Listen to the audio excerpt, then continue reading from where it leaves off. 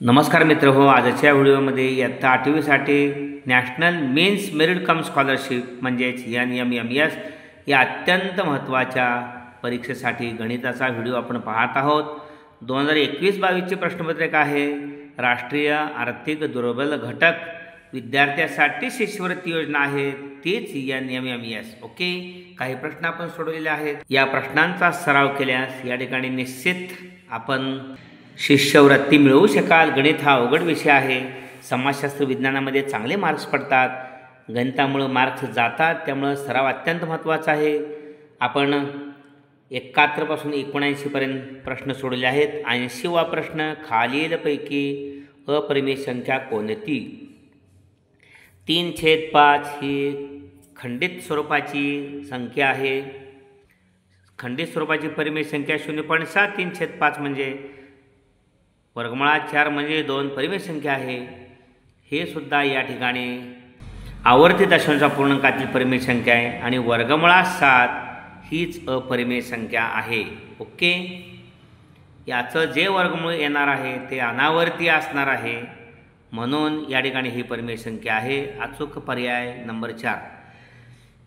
4 metre लांब, 3 metre रुंद आणि 1.5 मीटर उंच असा पाण्याचा हौद बांधला तर त्यामध्ये किती लिटर पाणी मावेल? या ठिकाणी या हौदाचं घनफळ जे आहे, इष्टिकाची ते 11 हौद आहे। हौदाचे घनफळ 4 गुणिले 3 गुणिले 1.5 लांबी गुणिले रुंदी गुणिले उंची आणि याला 1000 न गुणल्यानंतर आपल्याला लिटरमध्ये किती लिटर त्या हौदात पाणी मावेल हे कळणार आहे। कारण 1 घन मीटर म्हणजे 1000 लिटर, म्हणून घन मीटर काढल्यानंतर त्याला 1000 न गुणल्यानंतर लिटरमध्ये रूपांतर होईल। 4 त्रिकोण 12, 12 गुणिले 1.5 18 येणार आहे आणि 18 गुणिले 1000 18000 लिटर। तर त्यामध्ये त्या टाकीमध्ये या मापाची टाकी असेल, या मापाची टाकी असेल तर त्याच्यामध्ये 18000 लिटर पाणी मावेल। अचूक पर्याय नंबर 2। त्यानंतर पुढचा प्रश्न आहे, x वर्ग अधिक 17x अधिक 70 भागिले x अधिक 10 बरोबर किती? भागाकार काढायचा आहे। पाहूया, x वर्ग अधिक 17x अधिक 70ला x अधिक 10 भागायचं आहे। x वर्ग येण्यासाठी या x ला x न गुणावं लागेल, त्यामुळे या दोघांनाही गुणून गुणाकार इथं लिहायचा। x गुणिले x x वर्ग, x गुणिले 10 10x, त्यामुळे या ठिकाणी वजा चिन्ह बदलणार। 17x मधून 10x गेले 7x उरले अधिक 70, 7x येण्यासाठी या x ला किती गुणलं पाहिजे? 7 न गुणलं पाहिजे, त्यामुळे 7 गुणिले x 7x आणि अधिक 10 ते 70, त्यामुळे वजा बाकी 0 मिळाली। भागाकार x अधिक 7 मिळालेला आहे। ओके, अचूक पर्याय नंबर 2। रामराव यांनी 3 वर्षापूर्वी एक कार 6 लाख रुपयास खरेदी केली। जर घसाऱ्याचा दर दरवर्षी 10% असल्यास त्या कारची गाडीची किंमत आजची किती? गाडीची आजची किंमत विचारलेली आहे, त्यामुळं राशीच्या सूत्राचा वापर करायचा आहे। A बरोबर P कंसात 1 अधिक R भागिले 100 कंसाचा n-वा घात। 3 वर्षापूर्वी म्हटलेला आहे 6 लाख, या ठिकाणी 6 लाख पीची किंमत आहे, म्हणजे मुद्दल 1 अधिक घसाराचा दर 10% आहे। घसारा आहे म्हटल्यानंतर वजा 100, ओके, वजा 10 छेद 100, 10% घसाराचा दर म्हणून वजा 10 छेद 100 या ठिकाणी घसारा म्हणजे त्याची झीज होते आणि 3 आहे। ओके, 6 लाख 3 वर्षापूर्वी गाडी खरेदी केली होती। ओके, कार खरेदी केली होती। 6 लाख गुणिले 100 एके 100, 100 भागिले 90 भागिले 100 गुणिले 3 वेळा ना, 90 भागिले 3 1 2 90 भागिले 100 सॉरी, या एकूण 6 शून्य आहेत। 1 2 3 4 ह्या शून्य गेले आहेत।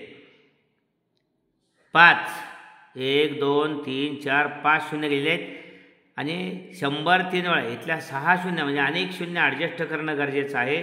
90 वरचे एक शून्य ॲडजस्ट केले, ओके, ते निघून गेले, त्यामुळे साहजिकच 9 9 81 म्हणजे 9 गुणिले 9 गुणिले 9चा घन 729. ही 1 शून्य ही 1 शून्य. 90चा वर्ग 72,900. त्याला गुणिले 6. 6 शून्य शून्य 6 शून्य शून्य. 6 9 54ला 4 हाचाले 5. 6 12 5 17ला 7 हाचाले 1. 6 7 42 ने 43. 4,37,400 म्हणजे या ठिकाणी आजची किंमत त्या गाडीची 4,37,400 रुपये. अचूक पर्याय नंबर 1. ओके. पुढचा प्रश्न, एका घनाकृतीला 6 पृष्ठे F आणि 12 कडा E आहेत, तर त्या घनाकृतीला शिरोबिंदू किती? आपल्याला सूत्र माहिती आहे, ऑयलरचं सूत्र F अधिक फी बरोबर E अधिक 2. F अधिक फी बरोबर E अधिक 2. पृष्ठ आहे 6 अधिक शिरोबिंदू विचारले, कडा आहेत 12 अधिक 2. 12 2 14. फी बरोबर हे 6 पलीकडे गेले. 12 2 14. 14तनं 6 गेले. फी बरोबर 14तनं 6 गेले 8. अचूक पर्याय नंबर 3. एका घनाकृतीला 6 पृष्ठ आणि 12 कडा असतील, तर त्या घनाकृतीला किती शिरोबिंदू? 8 शिरोबिंदू असले पाहिजेत. अचूक हे कॅल्क्युलेशन करून आपण उत्तर काढल्यामुळं आपल्याला अचूक पर्याय मिळतो. 10 सेमी बाजू असणाऱ्या समभुज त्रिकोणाचे क्षेत्रफळ किती? समभुज त्रिकोणाचे क्षेत्रफळ बरोबर समभुज त्रिकोणाचे क्षेत्रफळ बरोबर वर्गमुळात 3/4 गुणिले बाजू वर्ग. हे सूत्र आहे अत्यंत महत्त्वाचं. या ठिकाणी 10 सेमी बाजू आहे, वर्गमुळात 3/4 आणि याला गुणिले 10 बाजू आहे, वर्ग त्याचा 10चा वर्ग 100. 4नं जर आपण या ठिकाणी 100ला भागलं तर 25 येत आहे. त्यामुळे वर्गमुळात 3 गुणिले 25 शिल्लक राहिलं आहे. 25 वर्गमुळात 3. अचूक पर्याय नंबर 4. ओके. अशा पद्धतीनं पुढचा प्रश्न आहे 86 नंबरचा. यम घन अधिक 27 हे अवयव खालीलपैकी कोणते? यम घन अधिक 27. यम घन अधिक 27 म्हणजे 3चा घन. ए घन अधिक बी घन. ए घन अधिक बी घनचा अवयव पहिल्या कंसात ए अधिक बी, दुसऱ्या कंसात ए वर्ग वजा ए बी अधिक बी वर्ग. ओके. अशा पद्धतीनं इथं सुद्धा पहिल्या कंसात एम अधिक यन, दुसऱ्या कंसामध्ये यम वर्ग अधिक 3 गुणिले एम. ए बी आहे ना, ए बी म्हणजे या ए आणि बीचा गुणाकार, पायांचा गुणाकार. इथं सुद्धा 3m होणार अधिक 3m आणि अधिक बी वर्ग म्हणजे 3चा वर्ग 9. यम अधिक यन, या ठिकाणी यम वर्ग वजामध्ये वजा हे वजा चिन्ह, यम वर्ग वजा 3m अधिक 9. त्यामुळे अचूक पर्याय नंबर 3 आहे. यम अधिक 3. आता पहिला आपण दुसऱ्या कंसात यम वर्ग वजा 3m अधिक 9. ओके. पुढचा प्रश्न, एका वारंवारता वितरण सारणीमध्ये सिग्मा FI बरोबर 1740 आणि n बरोबर 25 तर x बार किती? x बार बरोबर या ठिकाणी आपल्याला सिग्मा FI म्हणजे 1740ला 25 भागावा लागेल, म्हणजे x बार निघतो, म्हणजे सरासरी निघते. अचूक भागाकार करा. 25 चौक 100, 25 पाचा 6 25 सक्क 150. 174 म्हणून 150 गेले, 24 उरले. ओके. पुढं 240 आहेत, त्यामुळे 25 90 सव्वा 200. 240मधून 225 गेले, 15 उरले, 15 शून्य घेतले, 150 झाले, 25 सक्क 150 69.6.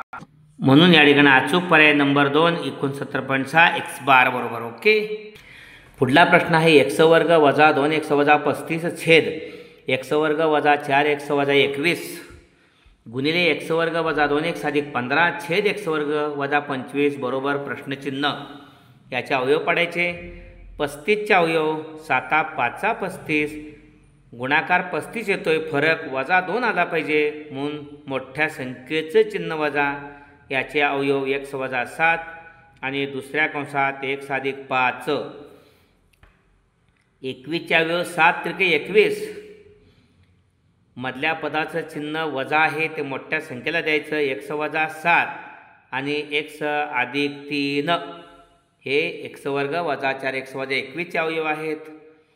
गुणिले एक्स वर्ग वजा 2 एखादी 15, 15चे अवयव 5 त्रिक 15, मधल्या पदात चिन्ह वजा, त्यामुळे एक्स वजा 5 मोठ्या संख्येला द्यायचं मधल्या पदात चिन्ह, आणि एक्स अधिक 3 हेच आहे एक्स वर्ग वजा 25, एक्स वजा 5 आणि एक्स अधिक 3 हे याचे अवयव आहेत, एक्स वर्ग वजा 2 एक्स अधिक 15, आणि एक्स वर्ग वजा 25 म्हणजे एक्स वर्ग वजा 5 वर्ग पहिल्या कंसात, म्हणजे ए वर्ग वजा बी वर्गचा अवयव पहिल्या कंसात ए अधिक बी, दुसऱ्या कंसात ए वजा बी. त्या पद्धतीने एक्स वर्ग वजा 5 एक्स 5 वर्ग पहिल्या कंसात एक्स अधिक 5, दुसऱ्या कंसात एक्स वजा 5, एक्स अधिक 5ला एक्स अधिक 5 गेले, एक्स अधिक 3ला एक्स अधिक 3, एक्स वजा 7ला एक्स वजा 7 गेले, आणि एक्स वजा 5ला एक्स वजा 5 गेले. वरती काही नाही खाली काही नाही, त्या संख्येनं त्या संख्येला भागल्यानंतर भागाकार 1 येतो, त्यामुळे अचूक पर्याय याचा नंबर 1. ओके. त्यानंतर 5x अधिक 7 छेद 9 बरोबर 3. 5x अधिक 7 छेद 9 बरोबर 3. एक्सची किंमत काढायची, भागिले 9 एक्सला गुणिले गेला, 5x अधिक 7 बरोबर 9 त्रिक 27, 7 पलीकडे गेले, 5x बरोबर 27 वजा 7, 5x बरोबर 27 म्हणून 7 गेले 20, x बरोबर 5 चौक 20, एक्सची किंमत 4. अचूक पर्याय यातला आहे नंबर 2. ओके. शेवटचा प्रश्न आहे, खाली दिलेल्या माहितीवरून भूखंड PQRSTचे क्षेत्रफळ किती? चौरसाची बाजू 60 आहे आणि त्रिकोण RSTचा कर्ण 61 मीटर आहे. हा दिलेला इथं बाजू 60 आहे, चौरसाचं क्षेत्रफळ बाजू वर्ग 3600. आपल्याला भूखंड PQRSTचे क्षेत्रफळ काढण्यासाठी चौरसाचं क्षेत्रफळ काढावं लागेल, बाजूचा वर्ग, त्यानंतर त्रिकोणाचं क्षेत्रफळ काटकोन त्रिकोण आहे 1/2 गुणिले काटकोन करणाऱ्या बाजूंचा गुणाकार. या ठिकाणी त्रिकोण TRS या काटकोन त्रिकोणाचा कर्ण 61 आहे आणि काटकोन करणारी एक बाजू TR या ठिकाणी 60 आहे. त्यामुळे आपल्याला कर्णाच्या वर्गातून दिलेल्या बाजूचा वर्ग वजा करायला पाहिजे, म्हणजे उरलेल्या बाजूचा वर्ग मिळेल. 61चा वर्ग करताना 1चा वर्ग 1, 6 आणि 1चा गुणाकार 6 1 7, त्याची दुप्पट 12, 12 2 हाच्याला 1, 6चा वर्ग 36 आणि 1 37, 37चे 21 आणि 60चा वर्ग 36 1 2 7 म्हणून सगळ्याला 1 121 उरले. 61चा वर्ग 3721 मधून 60चा वर्ग 3600 वजा केल्यानंतर वजाबाकी 121 मिळते, 121 म्हणून 11. त्यामुळं या ठिकाणी काटकोन करणारी एक बाजू 11, त्यामुळे या त्रिकोणाचं क्षेत्रफळ काटकोन करणाऱ्या बाजूंचा गुणाकार भागिले 2 म्हणजे 1/2 गुणिले पाया 61 60 आणि उंची 11 आत्ताच आपण काढली 11, याला गुणिले 11 1/2 पाया गुणिले उंची 11, 2 60ला भागलं, 2 त्रिक 6 2 0 0 30 गुणिले 11 11 0 0 11 त्रिक 33 330, बेरीज 0 3 6 3 9 3 3930 चौरस मीटर. अचूक पर्याय नंबर 4. अशा पद्धतीने हा व्हिडिओ आपण जरूर लाईक करा, आपल्या सर्व 8वीतल्या विद्यार्थ्यांना तो शेअर करा. व्हिडिओ आवडला असेल, अत्यंत सोप्या भाषेमध्ये तयार केलेला आहे, आपणास सहज समजेल अशी भाषा वापरलेली आहे. व्हिडिओ आवडला असेल तर कमेंट बॉक्समध्ये प्रोत्साहन द्या. धन्यवाद.